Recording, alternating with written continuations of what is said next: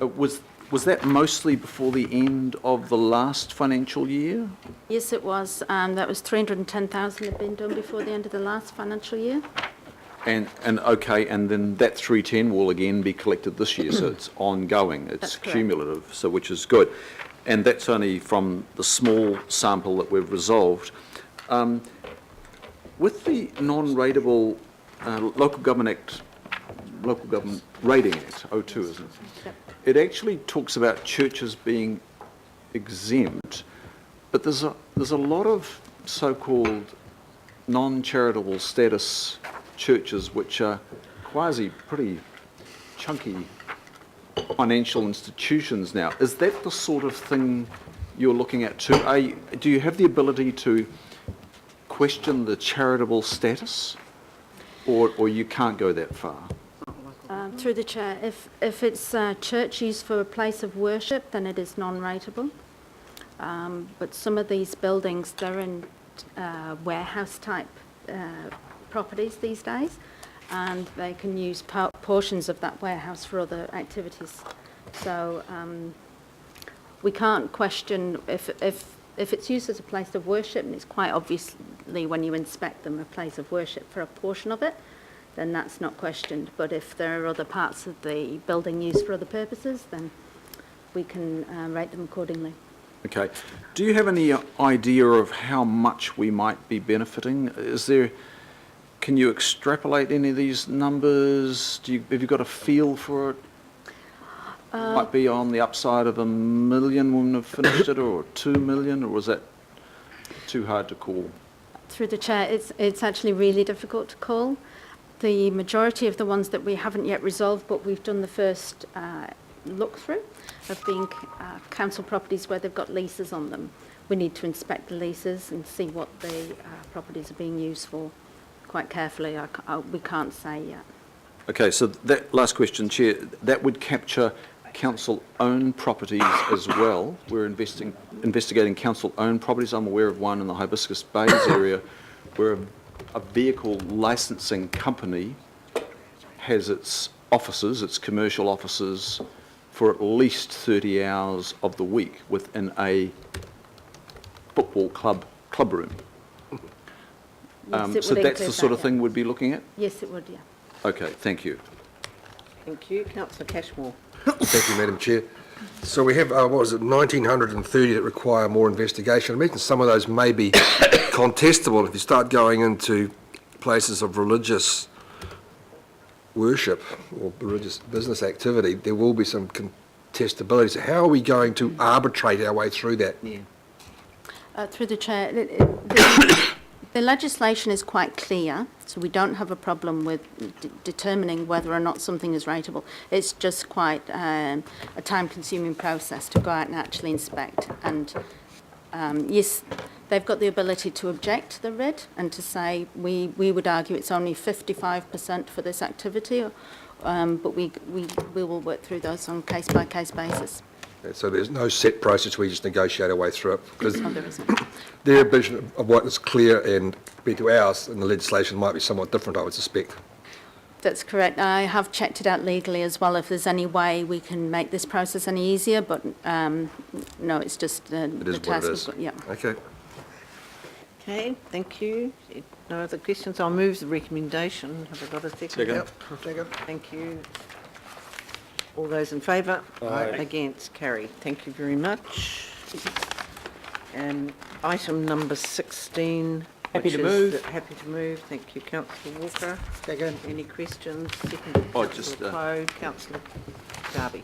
So I don't think it's there, but look, I just would like confirmation in the meeting. So there's something coming on the Capital Risk Fund, and there's something coming on the Harbour Access Trust agreement. Yep. Through you, Madam Chair, that is correct, Councillor Darby. Both are coming to the next meeting. Thank you very much. Okay. Right, so it's been moved and seconded. All those in favour? Aye. Against? Carried. Okay, so we now have the update from, who's going to do this? Oh, thank you. John Bishop. Thank you. Thank you. Through you, Madam Chair, there's been a request for a verbal update to this meeting on our investment portfolio and with particular respect to our responsible investment policy. What Mike and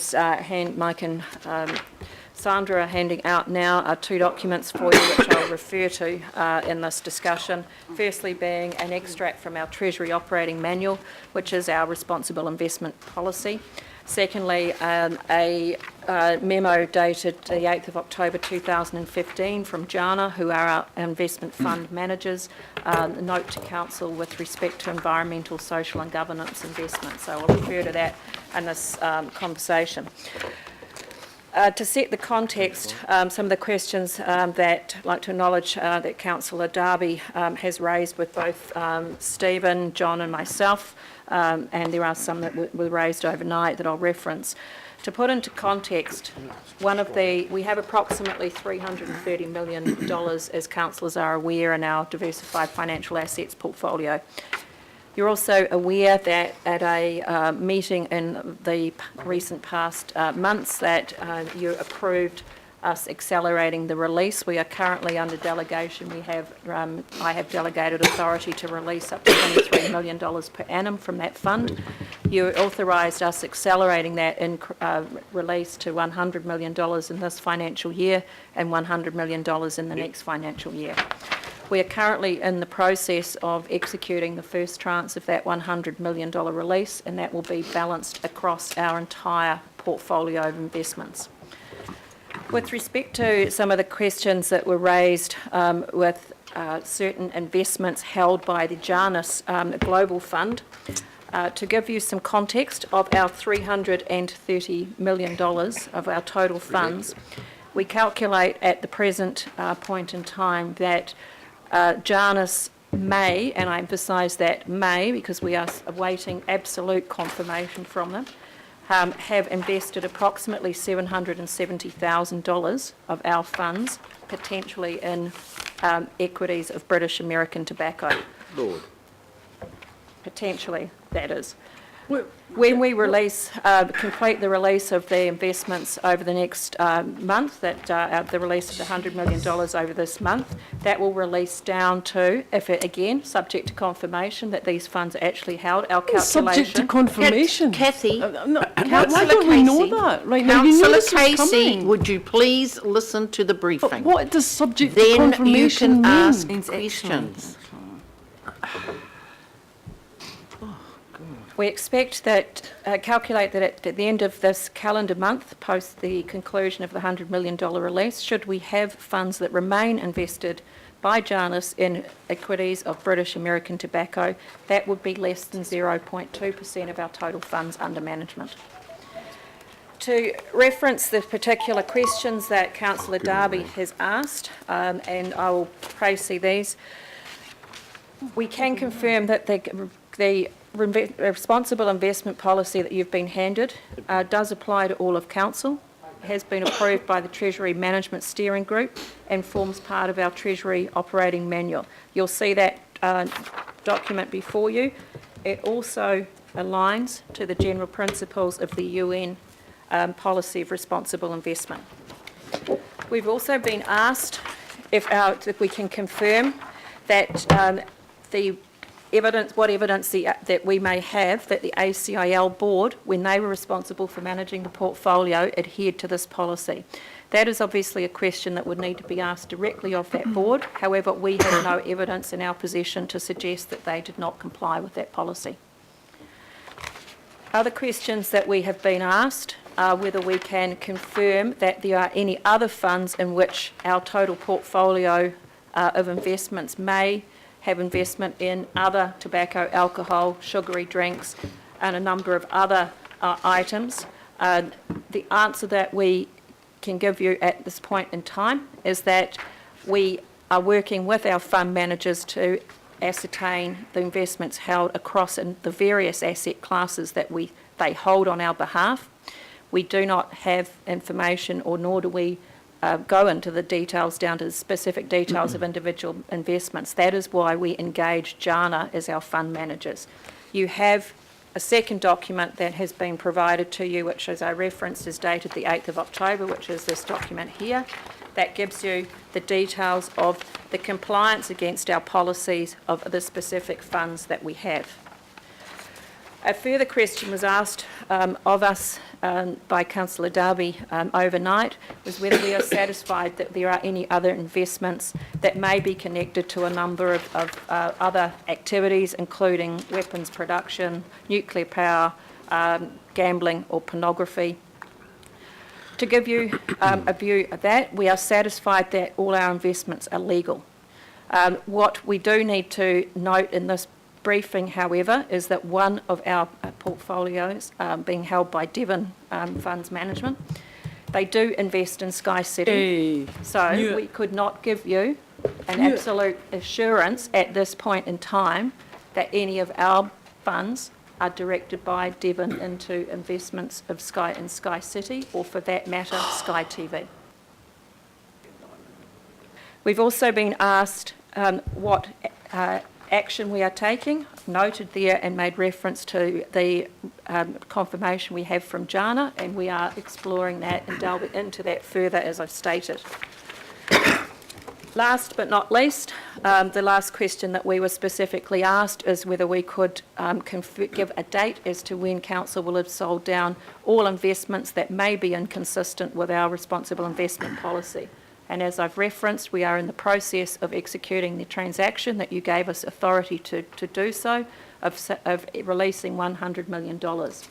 We have authority to release another $100 million next year, and we will execute that in the next financial year. That will then leave us with a remaining balance in the diversified financial asset portfolio, as it states at this point in time, would be approximately $100 million. Thank you. Thank you. So can I just ask, if people are upset about where our diversified asset Right, we are. Thank you, Councillor Casey, I'm speaking. We could accelerate the sell down. That is correct, Madam Chair. Okay, and then we can be absolutely sure that we haven't got any investments anywhere else that could upset anybody.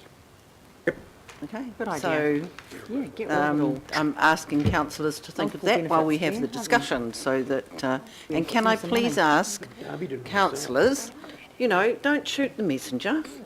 We asked for this and we've got it. So, thank you, Councillor Darby.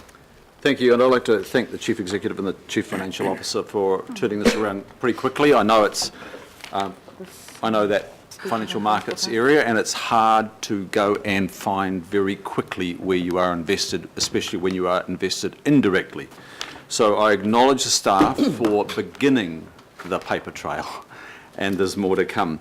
So I'm hearing the answer on for the CFO on the question 4, whether are we confident that we or satisfied, I said, that we're not in weapons production, particularly cluster munitions and nuclear explosive devices, anti-personnel mines, very topical around the world, and governments and local governments don't go there. Nuclear power and another gambling, pornography, etc. So that would be, we would only get absolute clarity once we go to the next stage and ask further questions on that. Is that pretty much the answer? At this stage, we don't know the answer. Yeah, just through you, Madam Chair. Just to give you a bit of the scope of the scale here, we have 12 fund managers. One of the equity fund managers, they invest in over 800 stocks worldwide in a lot of countries. It is very hard to say exactly what they invest in. But what is clear is we do comply with our responsible investment policy. And in reality, when it comes down to people's view on what investment is ethical and moral, everyone's got a different view. And we could spend hours and hours debating what is ethical and moral, but everyone's going to have a different view. That is why we have a responsible investment policy which we comply with. Now, we could debate those categories that you mentioned, weapons, whale, gambling. Then we also get pressured by groups who don't like investing in fossil fuels. So we could add that to the list. Then we could look at, well, what other companies use fossil fuels. For example, some people then wouldn't like airline stocks, and then some people wouldn't like where airlines land.